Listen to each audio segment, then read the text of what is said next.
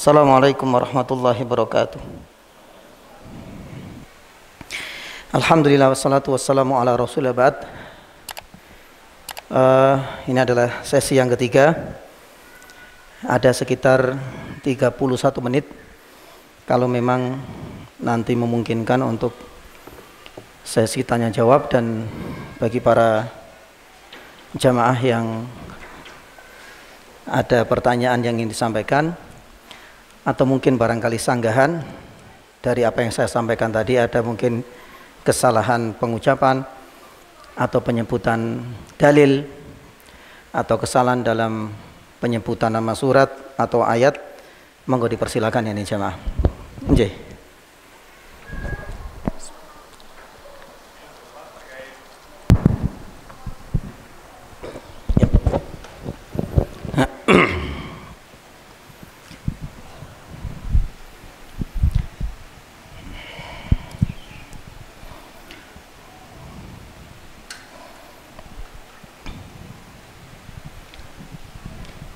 Bismillah.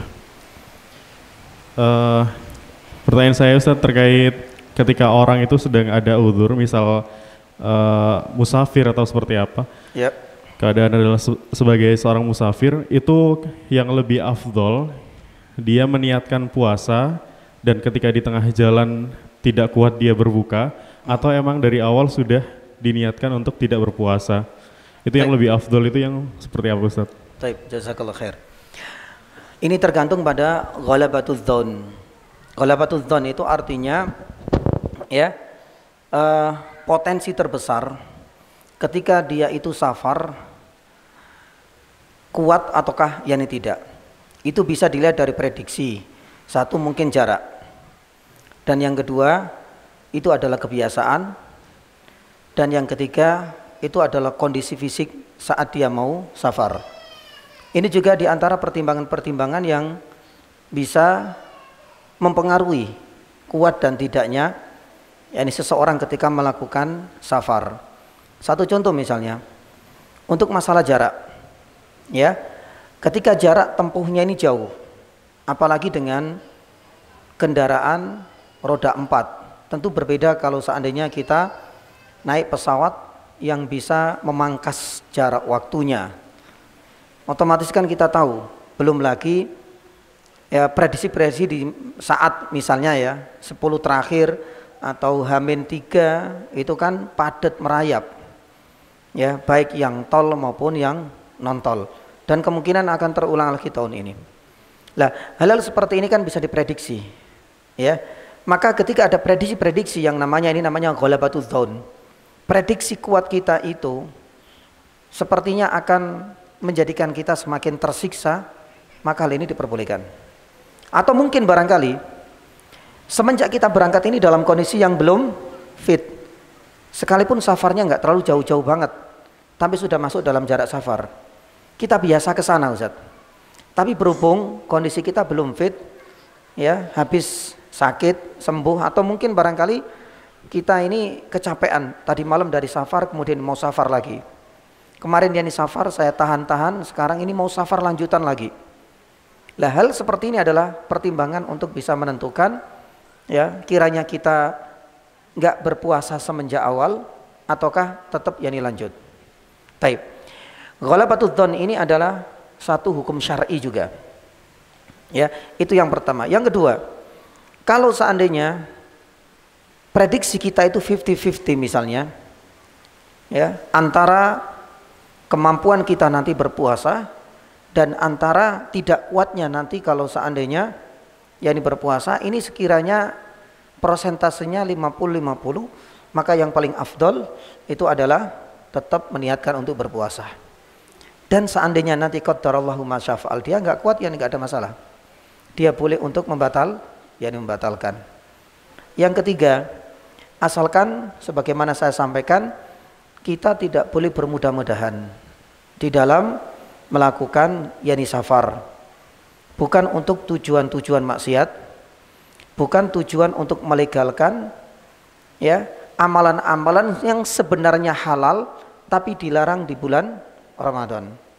Kayak tadi kita sampaikan, gara-gara musim durian, dan itu hanya terjadi di siang hari, ya, dan jaraknya jauh di Jakarta, dia tempuh, ya, agar nanti ada alasan dia boleh berbuka karena safar.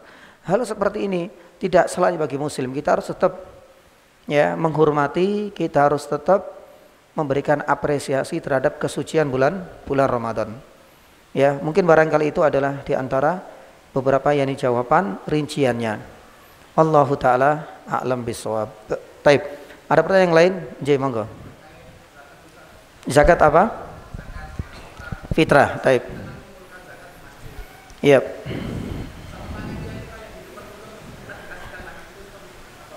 Taib. Jazakallah khairah. Kita dikasih, oh ya, insyaallah. Jadi saya atau tak aja, tak sambungkan lidahnya. Taib. Jadi ada pertanyaan dari salah satu jamaah, yakni ikhwan kita, bagi para ibu-ibu barangkali nanti juga mendapati kasus yang sama. Apa hukumnya dengan pembagian zakat fitrah? Ya, ternyata teknisnya itu hanya tukar menukar yani saja kemudian kita dapat. Lah, jamaah dirahmati Allah Subhanahu wa taala. Ini yang perlu kita luruskan. Satu, sebagaimana saya sampaikan tadi, miskin. Ya, miskin itu ada kategorinya. Sebenarnya klasifikasi miskin itu tidak serta, saya nggak tahu klasifikasi miskin menurut dinas apa Pak? Gini Pak. Dinas sosial itu gimana? Saya kurang tahu. Ada nggak pernah baca atau gimana Pak? UMR, penghasilan berapa? Lewat nominal apa enggak Pak? Berapa? Berapa minimal? Atau maksimal? Nggak ada ya? Lah, ini perlu juga. Jadi panitia itu harus tahu klasifikasinya. Sama juga dengan adzan tadi itu loh. Bukannya sekedar adzan suaranya enak, tahu nggak teori syar'inya?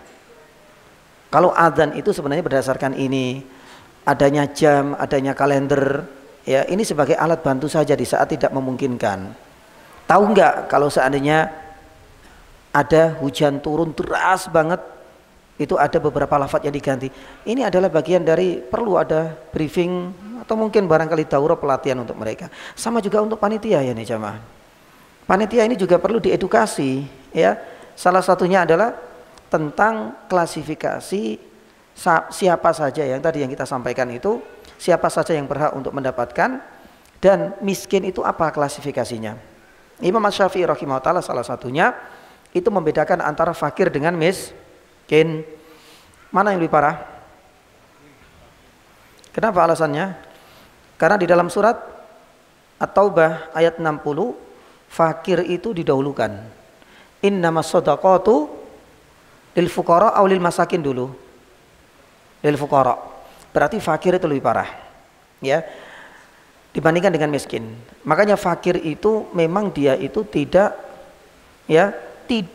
memiliki apa yang bisa dimakan. Ada yang mengatakan kalau miskin itu masih memiliki tapi cukup untuk hari itu saja. Saya nggak tahu.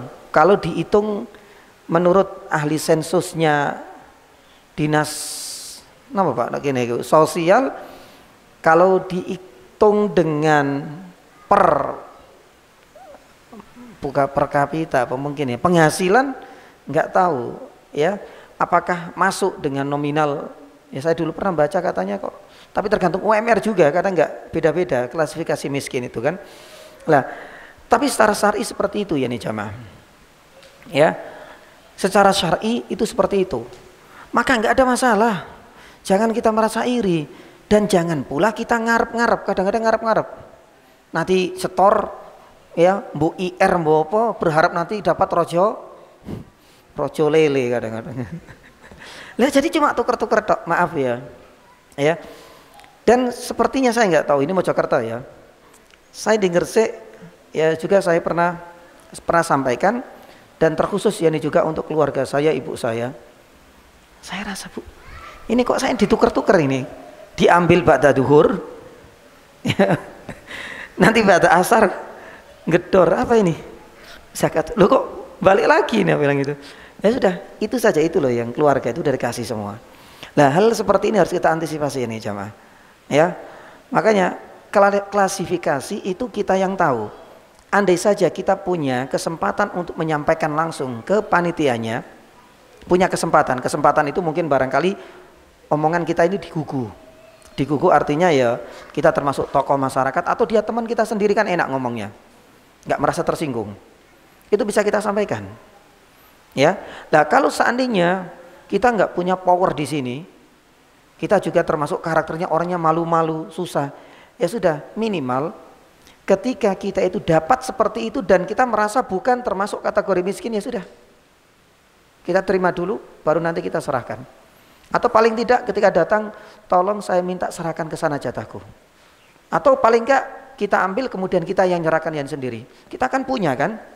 Insya Allah lah ya, tetangga-tetangga kita kan ada kan masuk miskin itu dengan kategori seperti tadi kan, insya Allah ada. Ya sudah, kasihkan ke situ. Ya. Nah ini yang perlu yang kita luruskan. Kadang-kadang itu distribusinya itu tidak tersampaikan. Karena saya juga pernah mendengar ada tetangga yang sebenarnya paling layak untuk dapat ini, zakat mal bebas terserah. Ya, karena zakat mal itu lebih banyak asnafnya. Ini zakat fitrah dipukul rata, di hadapannya sedikit. Ya ini subhanallah. Nah ya tadi itu tukar menukar apa? Ya, tukar menukar yakni beras yakni saja, yang akhirnya pekerjaannya di situ, tugasnya hanya pada ya itu saja. Allahu taala alam yakni bisawab, dan mudah-mudahan ini jadi evaluasi untuk kita semua ya. Ya memang yakni butuh yakni untuk meluruskan kesalahan yakni kesalahan yang sudah mengakar atau mungkin barangkali sudah menjadi budaya. Ya, semampu yakni kita. Allahu taala alam yakni bisawab. Nggih, jazakallahu khairan. Ada pertanyaan mungkin barangkali dari jamaah Ibu PNJ, monggo. Assalamualaikum warahmatullahi wabarakatuh. Waalaikumsalam. Semoga Allah melindungi Ustadz dan keluarga. Ustadz mohon izin bertanya Ustadz. Sekarang mungkin di sekarang ini kita jumpai banyak agenda buka bersama di masjid-masjid gitu Ustadz. Agenda buka bersama di masjid-masjid. Siap. Nah kita mungkin sebagai seorang kepala rumah tangga itu yang lebih utama, lebih afdol itu kita mengikuti buka bersama atau kita buka bersama keluarga gitu Ustaz. Okay. Apa Ustaz yang kedua, bagaimana terkait hukum terkait perihal istinsyak?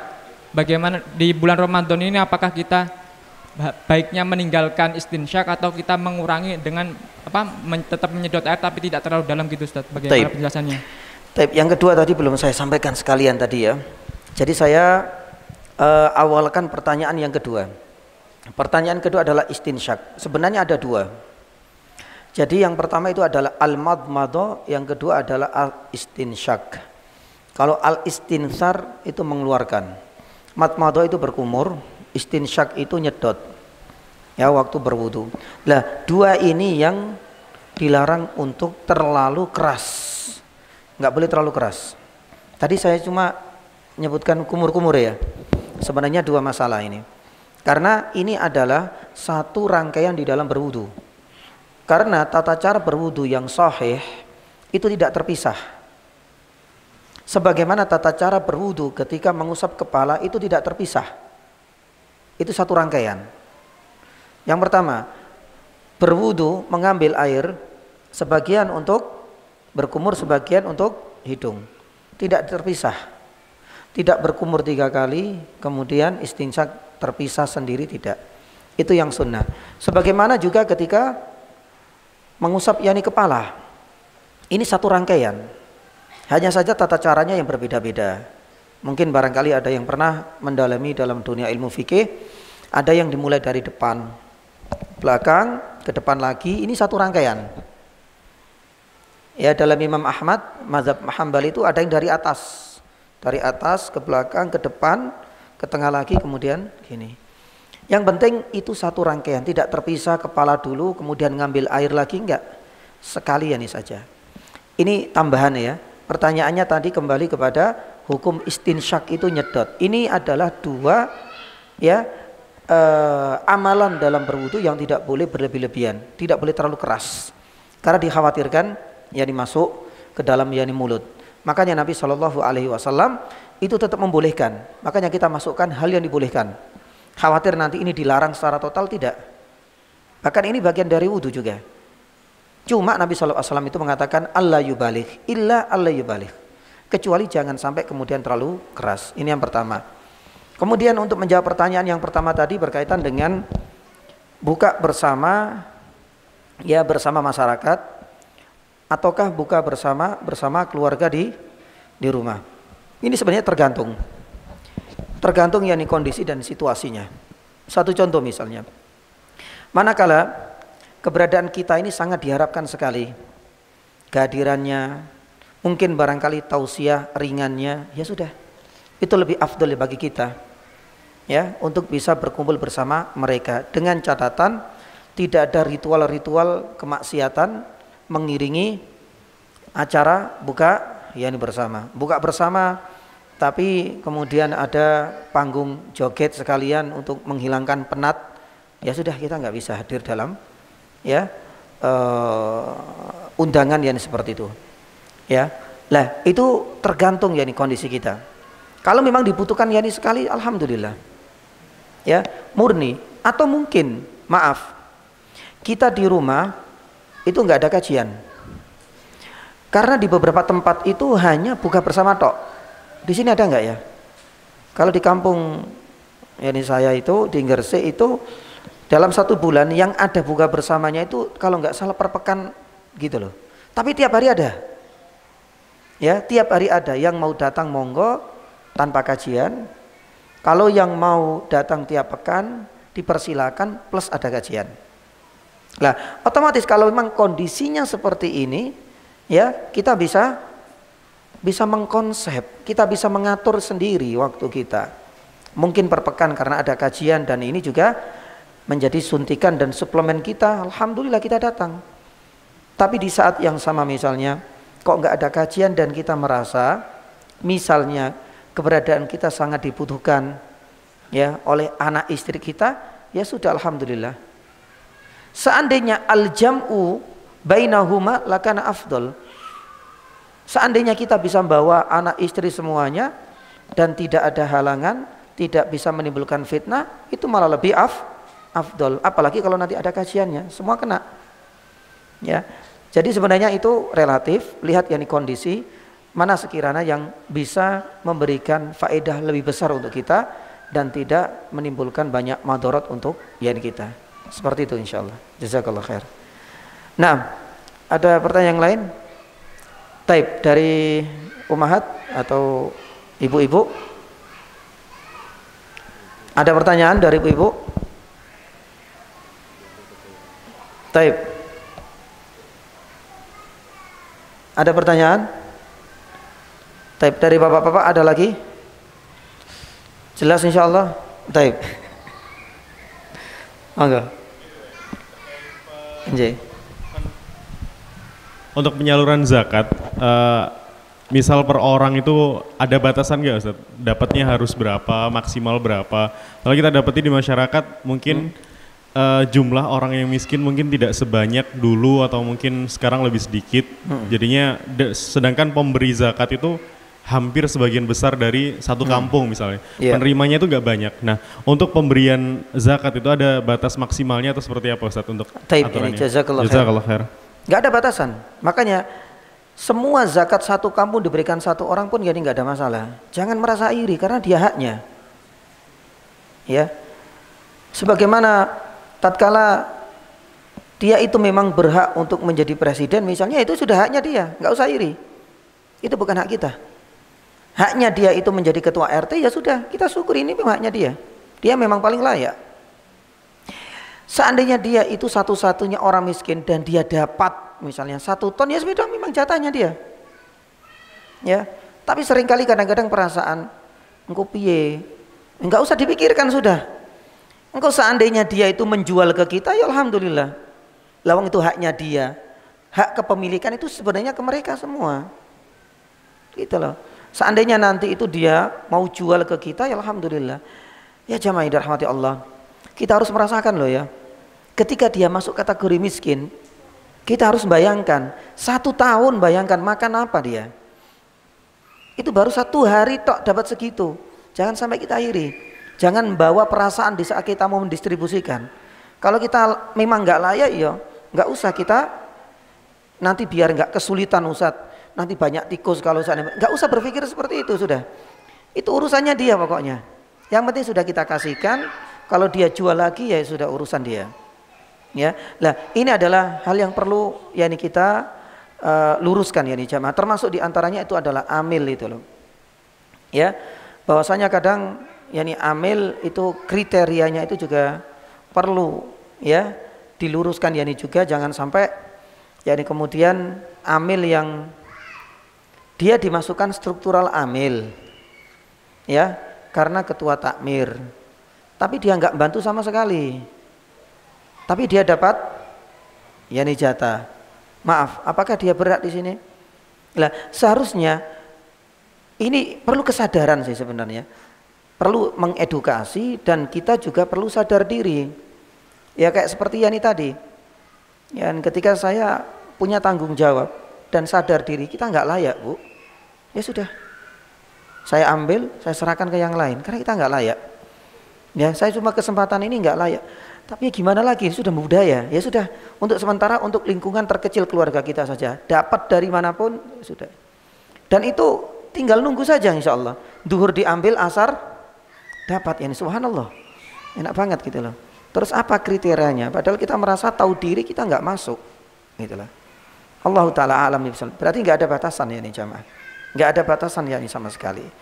Cuma kalau seandainya, pertanyaan yang kedua, boleh nggak sih zakat fitrah itu diberikan kepada orang miskin yang sekiranya agak lebih jauh di tempat kita?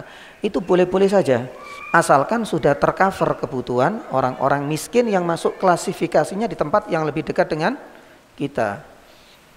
Sebenarnya hal ini sama juga dengan, boleh nggak sih kita bagi hasil penyembelihan hewan korban ke tempat-tempat yang sangat membutuhkan?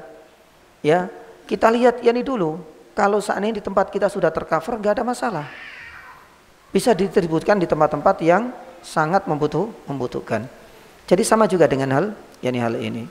Allahu Ta'ala a'lam bishawab. Nggih, monggo. Sambung. Oh, ngaten ya.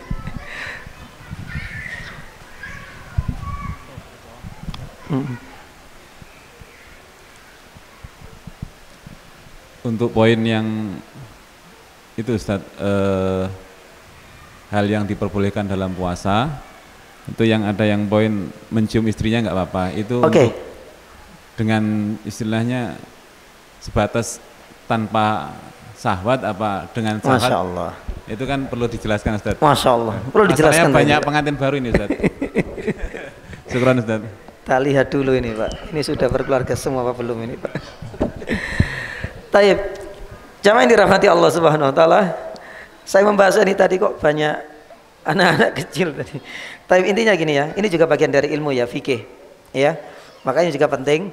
Khawatir nanti nggak utuh pembahasannya, nanti salah lagi, malah nanti ditafsirkan sendiri, istihad lagi sama istrinya, ini gimana ini, ada batasnya nggak, bahaya nanti.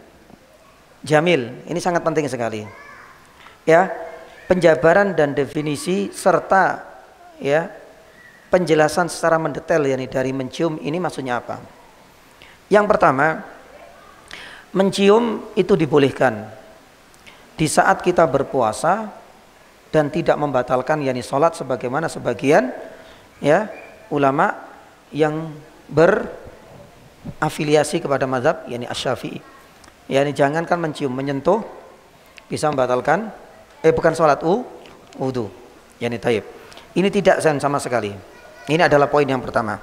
Kita nggak membahas tentang wudu, kita membahas lebih spesifik untuk mencium. Kedua, kenapa hal itu diperbolehkan? Karena Nabi SAW pernah mencium istrinya, kemudian langsung berangkat ke masjid. Hal ini menunjukkan bahwasanya mencium itu tidak membatalkan. Adapun yang berkaitan dengan dalil tentang puasa, karena ini bukan bagian dari al-jima'. Sedangkan jima' sendiri itu sudah jelas keharamannya. Jadi harus dibedakan. Ya. Kalau saya sambung lagi, itu sebenarnya ada yang lebih sedikit vulgar. Ya, muqaddimah sebelum seseorang itu bersenggama, selama itu belum bersenggama itu tidak membatalkan yakni puasa. Tapi saya nggak menyebutkan tadi itu. Karena kalau seandainya ini saya batasi dat itu mudah-mudahan sudah tergambarkan. Memang boleh tapi jangan sampai kebablasan. Karena apa ya nih jamaah? Ingat ya, yang namanya syahwat itu bisa mengenai semua dan kita tahu bahwasanya kafaratnya berat. Masih ingat ya? Di mana Nabi SAW pernah kedatangan, padahal dia itu adalah orang yang paling miskin kan? Halaktu ya Rasulullah fi nahari Ramadan. Ternyata ya ditanya oleh Nabi ngapain? Ya, karena dia bersenggama dengan istrinya di bulan Ramadan, artinya di siang bulan Ramadan. Akhirnya Nabi SAW yang disuruh untuk berpuasa. Berpuasa selama berapa hari? 2 bulan. Subhanallah, berat ini. Makanya kita harus antisipasi. Wes lah, yang penting sabar gitu ya. Tapi maksudnya itu pertanyaan bagus. Batasannya apa? Tentu ya, tidak boleh sampai mengeluarkan syahwat yang akhirnya kemudian bisa menjurus kepada jima. Selama belum jima nggak ada masalah. Selama belum jima nggak ada masalah. Itu bukan pembatal puasa. Saya angkat lebih jauh lagi. Seandainya mencium kemudian keluar madhi, membatalkan puasa apa enggak? Ayo, saya enggak menyebutkan, tapi ini sudah mulai ini merepet ini. Tapi enggak sampai loh ya. Karena yang namanya jima, paham ya definisinya ya. Jima itu artinya bertemunya dua kelamin dan baik itu inzal atau tidak, keluar atau tidak, yang penting bertemu. Ini kan belum. Tapi saking sudah kangennya kemudian dicium sampai kemudian keluar misalnya madhi. Apakah membatalkan puasa jamaah? Tidak. Beda dengan onani. Karena onani itu adalah usaha untuk memang mengeluarkan mani. Ya. Ini wajib untuk bertaubat. Ya. Tapi yang kedua, wajib mengqadha apa enggak? Wajib mengqadha apa enggak? Nah. Wajib mengqadha apa enggak ini? Jamaah dirahmati Allah Subhanahu wa taala, ada yang mengatakan bahwasanya dia enggak wajib mengqadha, hanya disuruh untuk taubat. Karena posisinya dia itu enggak sedang bersenggama. Dia hanya disuruh untuk taubatan nasuha. Tapi tetap konsekuensi yang lain diwajibkan untuknya.